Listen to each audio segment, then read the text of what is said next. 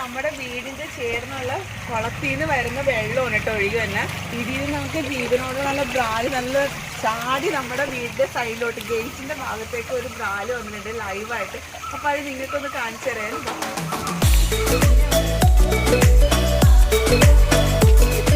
നമ്മൾ പിടിച്ച ബ്രാലാണ് കേട്ടോ. ഇത് നമ്മുടെ വീടിന്റെ മുന്നോട്ട് ചാടി നമ്മൾ അന്വേഷിച്ച് നേരെ ആളിങ്ങോട്ട് വന്നിരിക്കുകയാണ്. അപ്പൊ ഇന്നത്തെ കറിക്കുള്ള ബ്രാലാണ് കേട്ടോ. ഇനി വേറെ അടുത്ത കിട്ടുമെന്ന് നോക്കി നിൽക്കുക ഞങ്ങള്.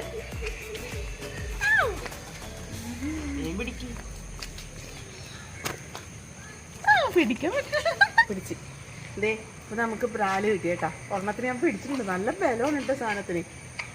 അപ്പൊ നമുക്ക് ഇന്നത്തേക്കായില്ലേ, ഇനി അടുത്ത കിട്ടുമോ നോക്കിക്കോ. ഇനി അടുത്ത ആള് നമ്മൾ അന്വേഷിച്ചു വന്നാ അടുത്ത ആള്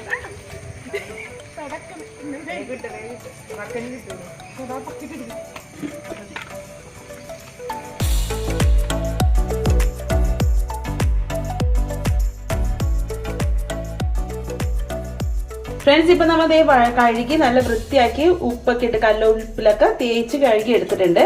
ഇനി നന്നായിട്ടൊന്ന് വരഞ്ഞു കൊടുക്കാം.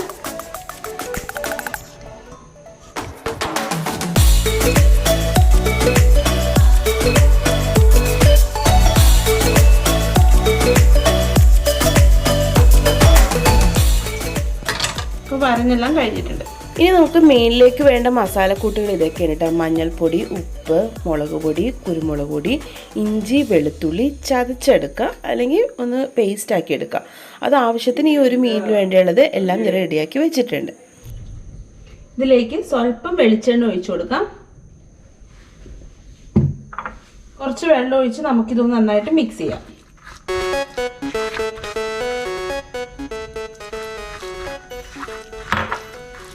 അപ്പോൾ മസാലയൊക്കെ മിക്സ് ചെയ്തിട്ടുണ്ട്. ഇനി നമുക്ക് മീനിലേക്ക് തേച്ച് പിടിപ്പിക്കാം. ഈ വരഞ്ഞ ഭാഗത്തേക്കൊക്കെ നന്നായിട്ട് തേച്ച് കൊടുക്കാം കേട്ടോ. രണ്ടു വശവും നന്നായിട്ട് തേച്ച് കൊടുക്കാം. അതിൻ്റെ ഉള്ളിലോട്ടൊക്കെ മസാലയിൽ തേച്ച് കൊടുക്കാം.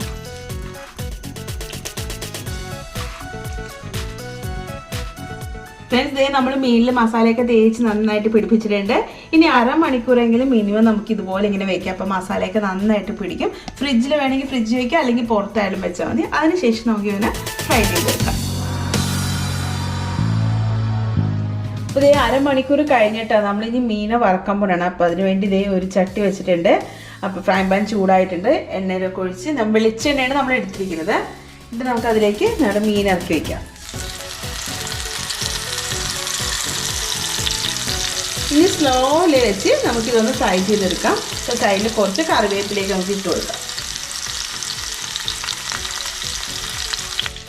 അപ്പോൾ നമുക്ക് മീൻ വാഴയില വെച്ച് ഇതുപോലെ ഒന്ന് മൂടി വെക്കാം. അപ്പോൾ വാഴയിലയുടെയൊക്കെ ഒരു നല്ലൊരു ഫ്ലേവർ നമുക്ക് ഇതിലേക്ക് മീനിലേക്ക് കിട്ടും. നല്ലൊരു ടേസ്റ്റ് ആയിരിക്കും. ഫ്രണ്ട്സ്, നമുക്കിനി വാഴയില മാറ്റാം. നമ്മുടെ മീനൊന്നും മറിച്ചിട്ട് കൊടുക്കാം.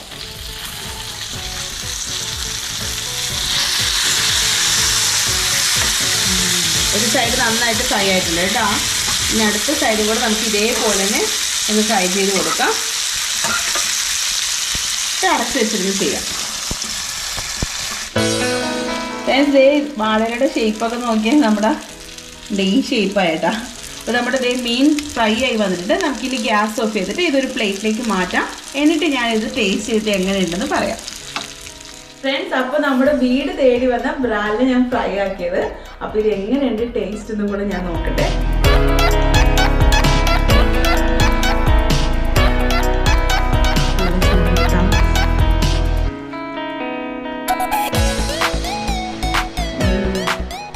പൊളി ടേസ്റ്റ്, നല്ല ഫ്രഷ് മീൻ.